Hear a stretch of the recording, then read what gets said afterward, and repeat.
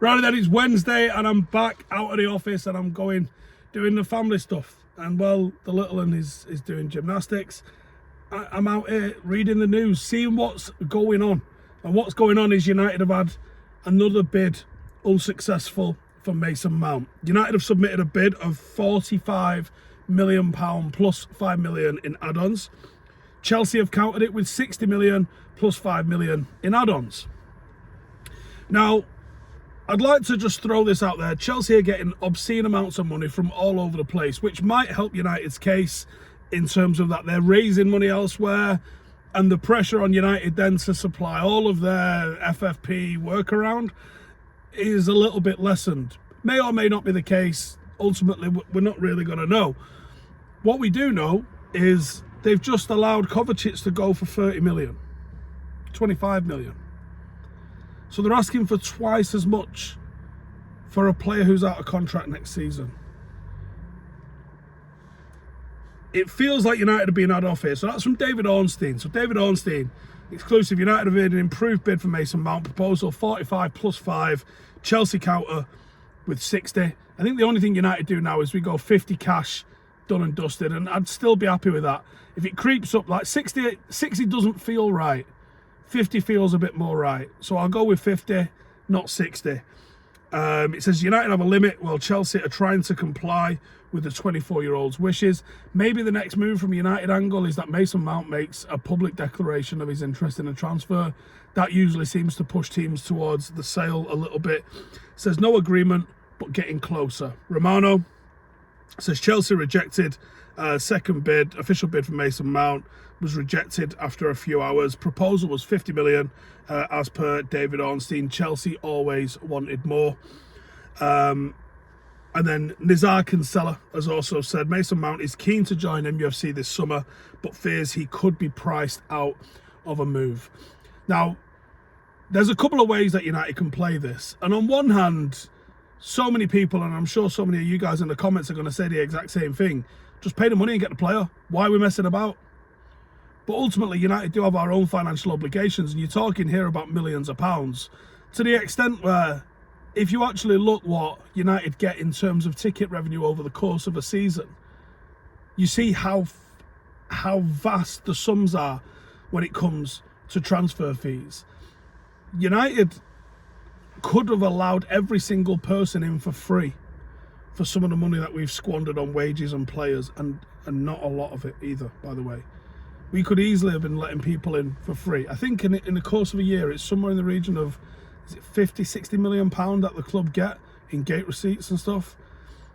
It's not that much. And when you consider how fast that sort of money can be squandered on players, you start to understand why clubs maybe want to be a little bit more reluctant with that. You know, that's a decent sized sponsorship over several years, actually.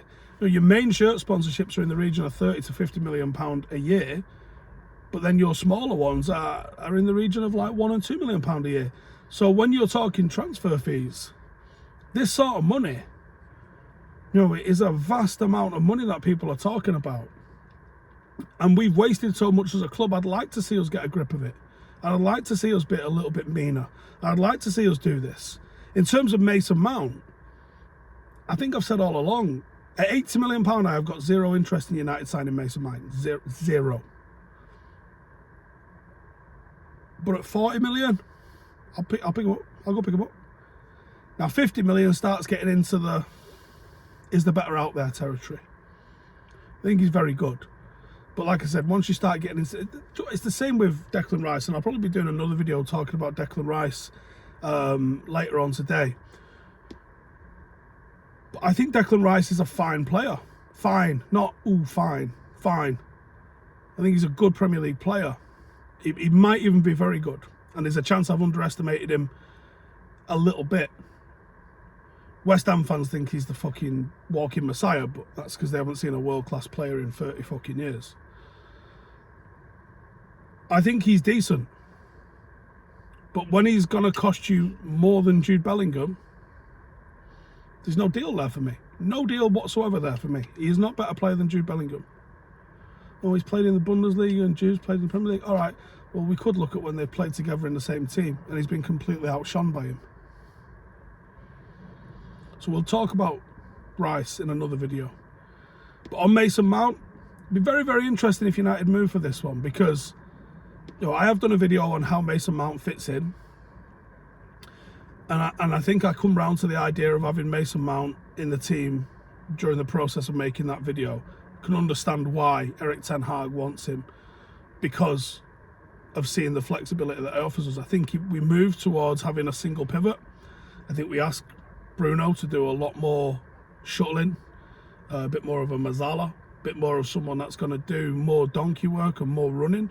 And you almost match him up on the opposite side with Mason Mount. And I think that's what Erik ten Hag is looking to try and create. Two players with similar characteristics.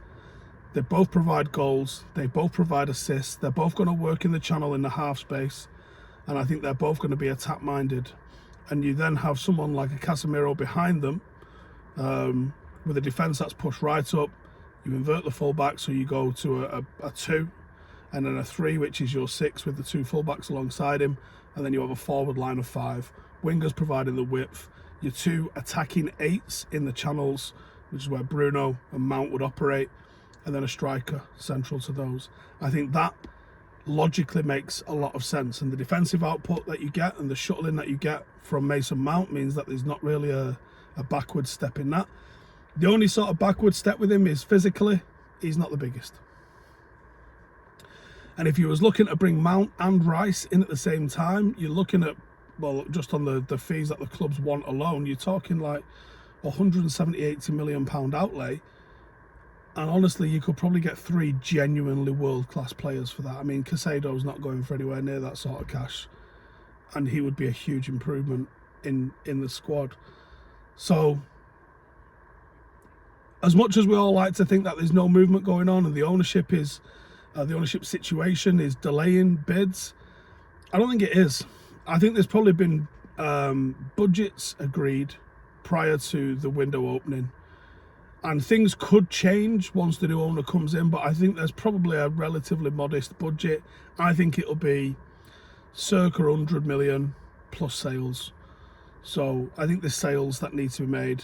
And I'll talk more on sales when we talk about Declan Rice, because I think Declan Rice looks like it might include McTominay and or Harry Maguire. And I think that makes a lot of sense. Supposedly David Moyes is a fan of Harry Maguire. I mean, of course he is. Is that the least surprising thing you've heard today? Because when I heard it, I was like, yep, that makes sense.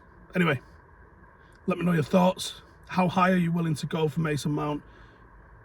And if we get him, because it's clear we want him now, I think, is Mason Mount a success at Manchester United? Yes or no? See you in the next one.